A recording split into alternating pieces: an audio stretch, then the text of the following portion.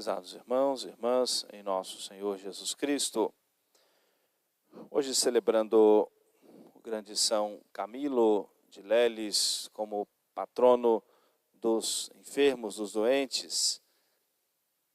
O grande exemplo que nós aprendemos da vida dos santos. São Camilo perdeu a mãe ainda muito cedo, ele tinha 13 anos de idade, e o pai era militar e não dava tantos bons exemplos, era viciado em jogos, e ele andou na sua adolescência, na sua juventude, um pouco errante. Mas ele se encontrou com um frade franciscano, aos 20 anos de idade, e foi um encontro que transformou a sua vida. E ele quis logo deixar, ou seja, as coisas do mundo para servir a Nosso Senhor e ingressar na ordem franciscana. Mas não lhe foi permitido. Ele tinha um tumor nos seus pés, que lhe causava problemas constantes, a saúde não era boa e não lhe foi permitido ingressar na vida religiosa aquelas condições. Não tinha órfão de mãe, distante da família, não tinha como tratar a sua saúde, e ele se colocou como voluntário, foi a um hospital em Roma e pediu ali que, em troca do tratamento da sua saúde, ele ficaria ali a serviço, cuidando, trabalhando como voluntário, em troca do cuidado da sua saúde. E ali ele encontrou a sua vocação, o chamado de Deus.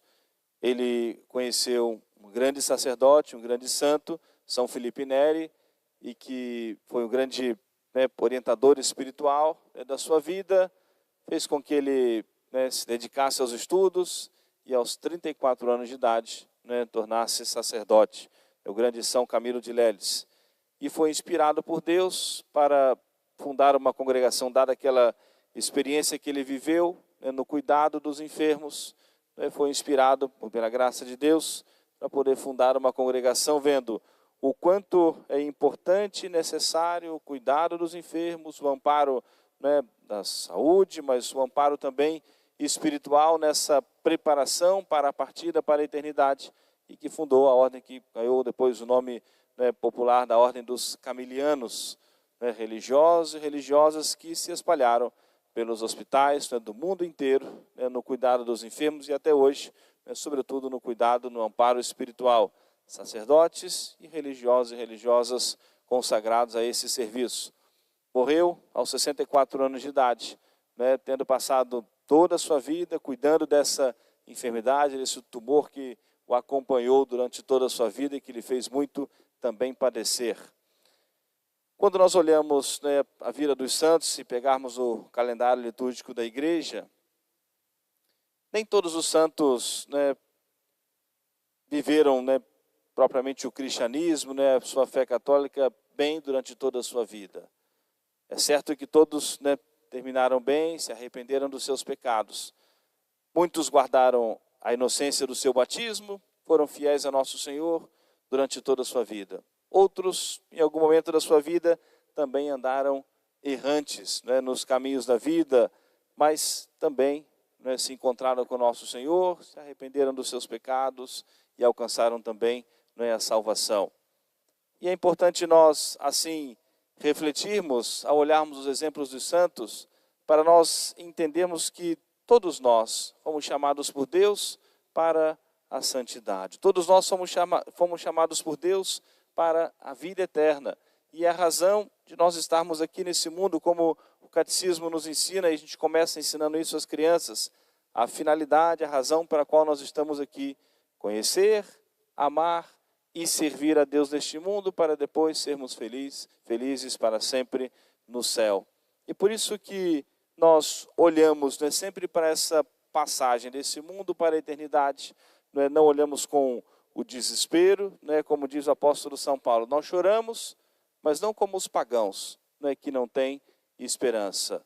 Nós cremos, esperamos em Deus nosso Senhor, temos confiança no poder da oração, temos confiança na misericórdia de Deus nosso Senhor, e por isso nós sepultamos respeitosamente os nossos mortos e por isso a igreja nos convida a nós vivermos e praticarmos essa obra de misericórdia, de nós respeitosamente sepultarmos os nossos mortos e rezarmos. Rezarmos por aqueles que nos precederam, né, marcados com o sinal da fé, aqueles que já foram chamados, né, por Deus nosso Senhor. E sempre com muita confiança na misericórdia de Deus. É isso que dirige a nossa vida, né, quando nós sentimos a perda de pessoas queridas a nós, da família, né, amigos, pessoas, né, próximas a nós. É natural a dor, o sentimento da perda, da separação, né, ou seja, né, desse mundo, mas nós buscamos o nosso conforto em Deus, buscamos o sustento em nossa fé e buscamos o sustento também nas palavras dos santos. O grande Santo Afonso Maria de Ligório diz que a hora máxima da misericórdia de Deus é a hora da nossa morte, em que Deus, né, vai conceder na abundância da sua misericórdia, né, graças suficientes necessárias para que, ou seja, aqueles que, com o mínimo de boa vontade, de reta intenção, né, queiram, né, se arrepender dos seus pecados. Então nós rezamos e suplicamos a Deus confiantes na sua misericórdia. Desse Deus que ofereceu, que enviou ao mundo o seu Filho Jesus, para oferecer o sacrifício da sua vida pela nossa salvação. E ao mesmo tempo, como a igreja, a liturgia dos fiéis defuntos, né, respeitosamente reza por aqueles que já foram chamados por Deus nosso Senhor, mas a igreja traz a reflexão para nós, né, para que nós ainda estamos nesse tempo, para nós nos arrependermos dos nossos pecados, para nós emendarmos a nossa vida, para nós prepararmos a nossa alma para a partida para a eternidade. Então é sempre a ocasião de nós celebrarmos, rezarmos, né, pelos nossos entes queridos, é sempre a ocasião de reflexão, de instrução para nós pensarmos o quanto nós devemos levar com muita responsabilidade, com muita seriedade, né, a nossa vida, porque um dia vamos prestar contas a Deus, né, das nossas ações. Mas, sobretudo, que nós acumulemos durante a nossa vida boas obras, obras de misericórdia, para que pese, né, a nosso favor, né, o bem que nós fizemos. Como nosso Senhor mesmo disse no Evangelho, que até um copo d'água que nós demos ao nosso próximo, por amor a ele, de reta intenção, não ficará sem a recompensa no céu. Portanto, supliquemos a intercessão de Nossa Senhora, a graça da nossa perseverança e rezemos, né, de modo especial o que nós temos de melhor.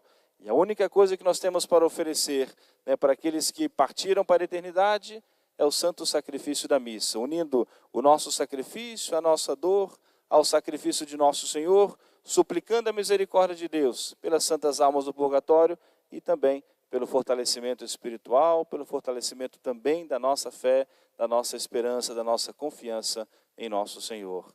Amém. Louvado seja nosso Senhor Jesus Cristo. Para sempre seja louvado.